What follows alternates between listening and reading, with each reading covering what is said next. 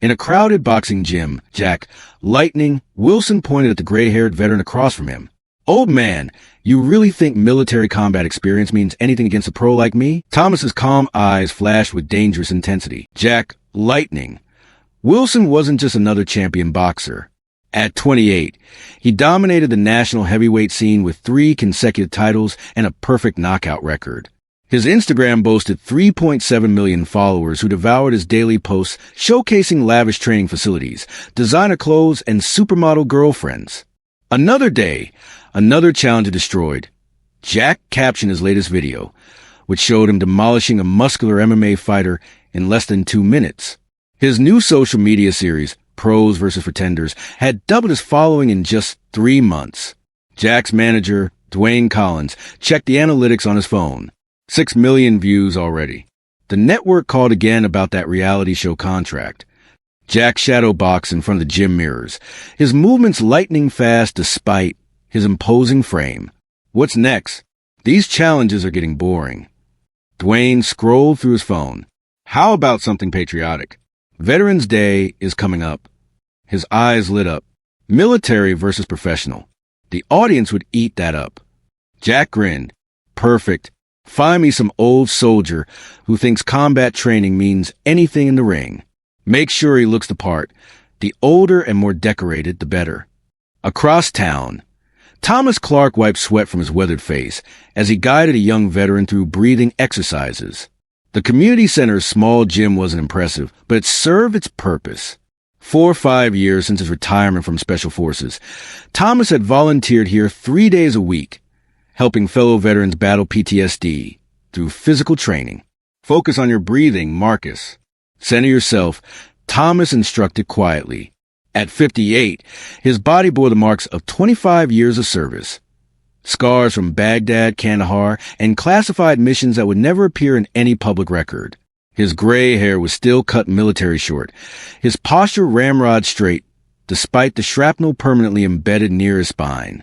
Director Collins from the Veterans Center approached hesitantly. "Thomas, there's an interesting opportunity. A professional boxer wants to do a friendly sparring match with a veteran for publicity. They're offering a $10,000 donation to the center." Thomas frowned. "I'm not interested in being anyone's publicity stunt. They specifically asked for someone with combat experience." Collins pressed. "Think of what we could do with that donation. New equipment, expanded PTSD programs." 3 days later, Thomas stood uncomfortably under bright lights as cameras circled. The friendly exhibition Jack's team had described was nothing like what they'd promised. Instead of respectful dialogue about military service, Jack had spent the first 15 minutes demonstrating flashy combinations while mockingly comparing them to outdated military techniques. "This is real fighting," Jack announced to the cameras, executing a perfect combo on a punching bag, not the prehistoric stuff they teach soldiers. He turned to Thomas with a condescending smile. "No offense, Gramps." Thomas remained silent, his eyes taking in everything. Jack's stance, his breathing patterns, the way he favors right side slightly. 25 years of combat experience had taught him patience. The cameras loved Jack's showmanship, but Thomas noticed something else. Beneath the bravado, the young champion had never faced someone who fought without rules, someone who would survive where second place meant death. The producer stepped forward. "Great energy. Now, let's get some interaction between you two. Jack, why don't you show Thomas a basic combination?" Jack approached Thomas, cameras following. "Let's see if you can even follow a simple 1-2, old-timer. Try to keep up." "Stand like this." Jack demonstrated a textbook boxing stance, cameras capturing every angle. "See, military training teaches all wrong. Square shoulders make you an easy target." Thomas maintained his silence, watching as Jack performed for crowd. The young boxer threw elaborate combinations at the air, each punctuated with a dismissive comment about military combatives. "This is why soldiers would get destroyed in real fights," Jack announced. "They train for outdated scenarios with clunky movements." He gestured toward Thomas. "Go ahead, show us some of that military stuff they taught you." Thomas shook his head. "I'm not here to perform." Jack's smile hardened. "See what I mean? All talk, no action. Military training is more about marching in straight lines and actual fighting. The producer signaled for a cut, then approached Thomas. We need more interaction. The viewers want to see something from you. This isn't what was described to me, Thomas replied quietly. This feels disrespectful to veterans. Look, the producer lowered his voice. Just play along. The center gets its donation. Jack gets his content. Everybody wins. As filming resumed, Jack's team positioned both men for a face-off. Jack's assistant handed him his phone, showing newly edited footage.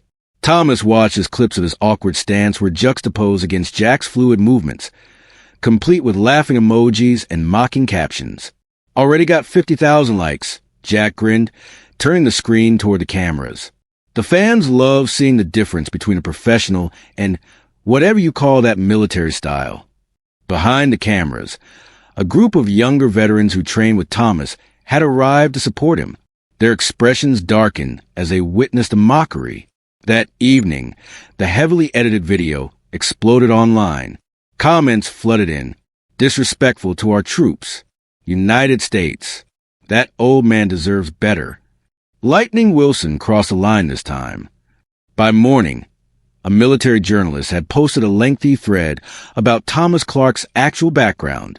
The old man being mocked is former Sergeant Major Thomas Clark, who served as hand-to-hand combat instructor for multiple Special Forces units. He personally developed close-quarters battle techniques adopted by 3 allied nations. #RespectOurVeterans. The post included a redacted military photo of a younger Thomas training elite soldiers, his face serious as he demonstrated a complex takedown. Jack's publicist burst into his training session, phone in hand. We've got a problem. That veteran you're mocking? He's basically the military's version of John Wick. Jack toweled off his face, unconcerned. So what? Military training is still outdated compared to professional boxing. Social media is turning against us. Veterans groups are calling for boycotts of your sponsors. Jack paused, then smiled. Perfect. Let's lean into this. Challenge him to a real round, not just a demonstration. 3 minutes in the ring with me. That'll settle it. He shadowboxed a quick combination. I'll take him down in 30 seconds, military hero, or not. The challenge went viral immediately. Sports networks picked up the story. Professional champion versus Special Forces legend. What began as a promotional stunt had transformed into a genuine debate. Could elite military combat training stand up against professional boxing? Thomas declined all interview requests. His only public statement was brief. Actions speak louder than words. The day of the confrontation arrived. Jack's private training facility had been transformed for the event, with limited media and spectators. Veterans lined one side of the room, the boxing community the other. Thomas arrived wearing simple workout clothes, no entourage, no fanfare. Jack was already warming up in the ring. His team surrounded him like a fortress. Remember, Jack's trainer advised, he's old and slow. Keep your distance. Use your reach advantage. This isn't a real match. Just make him look outclassed. Thomas stretched quietly in the corner, his movements deliberate and economical. A few former military colleagues approached, offering support. Don't let his showboating get to you, one whispered. Thomas nodded. It won't. The announcer called both men to the center. Jack bounced energetically, fresh and confident, in custom gloves emblazoned with lightning bolts. 3 minutes, exhibition rules. The referee explained. Clean fight, gentlemen. Jack smirked at Thomas. Still time to back out. Old man, I'd hate to send you to the hospital. Thomas simply nodded, his eyes never leaving Jack's. The bell rang. Jack immediately unleashed a textbook combination, his movements fluid and practiced. Thomas's stance seemed awkward in comparison. Not quite boxing, not fully military. He absorbed a jab to the shoulder, stepping back clumsily. See that? Jack called to the crowd, landing another quick strike. This is the difference between a professional and an amateur. For 30 seconds, Jack controlled the exchange completely. Thomas seemed to step behind, his blocks late, his footwork uncertain. The boxing enthusiasts nodded knowingly at each other. The veterans watched in silence. Jack landed a particularly flashy combination, then stepped back with a flourish. He turned toward his supporters with arms raised, playing to the crowd while beckoning Thomas to try again. "Come on, Sergeant Major," he taunted, his back partially turned to Thomas. "Show me some of that Special Forces magic." In that moment of theatrical overconfidence, everything changed. Thomas's entire demeanor transformed in an instant. His awkward stance shifted to something predatory and efficient. His eyes, previously passive, now locked onto Jack with the focused intensity of a combat veteran who had faced life-or-death situations. Before anyone fully registered the change, Thomas moved, not with the choreographed rhythm of boxing, but with the brutal efficiency of battlefield survival. 3 steps closed the distance. Jack turned back, smile still playing on his lips, just in time to see Thomas's advance. The boxer instinctively threw a defensive jab, textbook perfect. Thomas didn't block. He redirected, his weather hand capturing Jack's wrist mid-extension. A subtle shift of weight, a controlled twist of the captured arm, and suddenly Jack's perfect balance vanished. The champion staggered, his free hand flailing as Thomas executed a simple joint manipulation that sent shockwaves of pain to the younger man's nervous system. "What the—" Jack gasped, finding himself controlled by pressure points he didn't know existed. In one fluid motion, Thomas swept Jack's supporting leg. The boxing champion crashed to the mat, Thomas maintaining control of the arm in a submission hold that required minimal strength but delivered maximum control. 15 seconds. The entire sequence had taken 15 seconds. The room fell silent. Jack's team froze mid-cheer. The veterans exchanged knowing glances. "Tap out," Thomas said quietly. "This isn't about hurting you." Jack, face flushed with shock and embarrassment, tapped the mat. Thomas immediately released him and stepped back, offering a hand to help the boxer up. Jack hesitated, then accepted it. What was that?" "Reality," Thomas replied, his voice carrying across the suddenly silent gym. "Boxing is a sport with rules, referees, and rounds. Combat is about survival, speed, and adaptability." Thomas turned to face the cameras directly for the first time. "Competitive fighting is impressive and requires tremendous skill. I respect it deeply." He gestured to Jack. "This young man is a legitimate champion." Then his expression hardened slightly. "But combat is different. We don't train to win medals or get sponsors. We train so our friends come home alive." Jack rubbed his wrist, humility replacing arrogance. "I didn't understand the difference." "Few do," Thomas acknowledged. "That's why bridging that gap matters." 1 month later, Jack stepped into the Veteran Center, not as a celebrity visitor, but as a volunteer. The spacious new training area, funded by a substantial donation, buzzed with activity as veterans of various ages worked through modified boxing exercises. "Your footwork is improving," Thomas told a young female veteran struggling with balance issues from a combat injury. "Thanks to the champ's drills," she replied, nodding toward Jack, who was patiently demonstrating adapted techniques to accommodate physical limitations. Later, as they cleaned equipment, Jack gestured around the renovated facility. "This program is going better than I expected." Thomas nodded. "Boxing builds confidence. These veterans needed that. And I needed the lesson in respect," Jack admitted.